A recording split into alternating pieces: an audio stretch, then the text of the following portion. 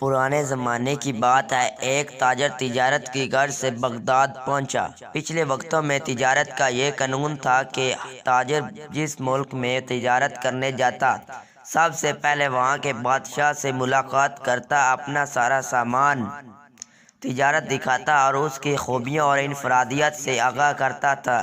چنانچہ اس تاجر کو بھی بغداد پہنچنے کے بعد بادشاہ کے دربار میں پیش کر دیا گیا۔ تاجر نے بادشاہ کے حضور تحائف پیش کیے، پھر مال تجارت نکالا اور ایک ایک چیز کی خوبی بیان کرتے ہوئے دکھانے لگا۔ حضور، یہ پانی سے چلنے والی گھڑی ہے جو میں نے یونان سے خریدی ہے، یہ قلین ہے جو میں نے ایران سے خریدا ہے، اور یہ خالص ریشم کے تار سے بنا ہے۔ یہ قلم ملاحظہ فرمائیں جو میں نے جاپان سے بہت مہنگے داموں خریدا ہے۔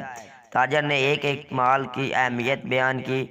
بادشاہ نے مسکراتے ہوئے کہا، بہت خوب، تمام چیزیں بہت عمدہ نایاب ہیں جو تم نے ایران، یونان اور جاپان سے خریدی ہے، لیکن یہ تو بتاؤ کہ تمہیں سارے زیور بھی بنا کر پہنے جا سکتے ہیں؟ بادشاہ بہت متاثر ہوا اور کہنے لگا، میں اسے حاصل کرنا چاہتا ہوں۔ اس نے فوراً اپنے ایک خاص وزیر کو مہم و سامان و سواری اس ہدایت کے ساتھ رخصت کیا کہ اب وہ موتی لے کر ہی لوٹے۔ وزیر اپنے مقصد کے لیے نکل پڑا۔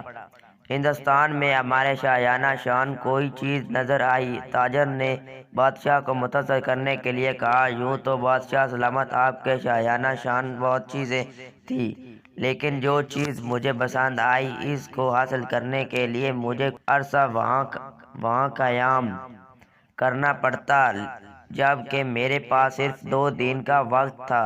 بادشاہ نے پوچھا، اچھا، وہ کیا چیز تھی؟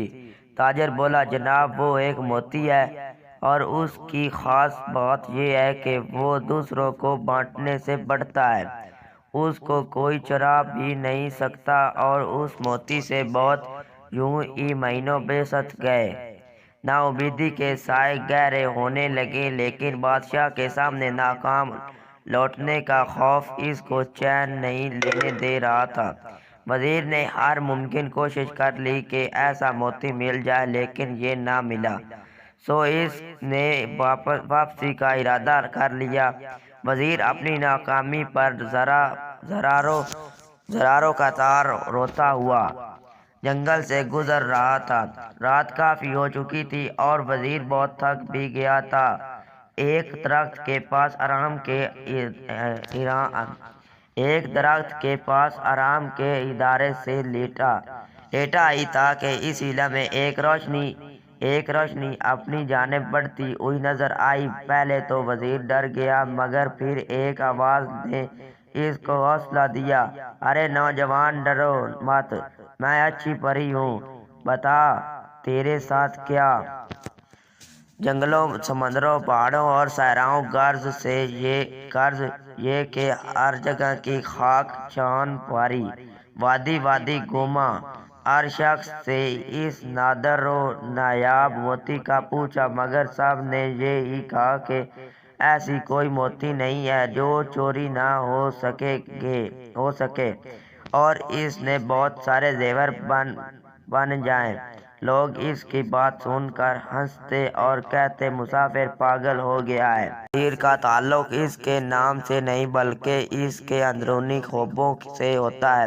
اسی طرح علم بھی ایک نایاب موتی ہے کہ جس سے یہ حاصل ہو جائے، وہ اس سے ایسے ہی سج جاتا ہے جیسے انسان زیور پہن کر سجتا ہے، اور اسے کوئی چرا نہیں سکتا، بلکہ یہ تو بانٹنے سے بڑھتا ہے، گھٹتا نہیں ہے۔ بادشاہ کو علم کے موتی کے بارے میں بتایا اور سمجھایا تو بادشاہ بھی پری کی بات کا قائل ہو گیا کہ صرف علم ہی وہ موتی ہے جسے کوئی چرا نہیں سکتا۔ پیارے ساتھیوں، علم ایک ایسا موتی ہے جس کی چمک دمک زمین سے آسمان، فرش سے عرش تک ہے، اور علم کے اس موتی کی روشنی بھی اس انسان، اس کائنات کے خالق و مالک تک رسائی کا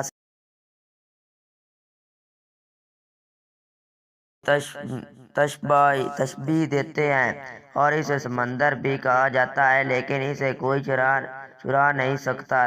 لیکن اس سے زیور بنانے والی سخت وزیر نے حیرت سے پوچھا۔ پری نے مسکراتے ہوئے کہا، علم کی بہت ساری صفات ہیں، تم اس موتی کی صورت کو کیوں تلاش کرتے ہو؟ یاد رکھو، ہر شے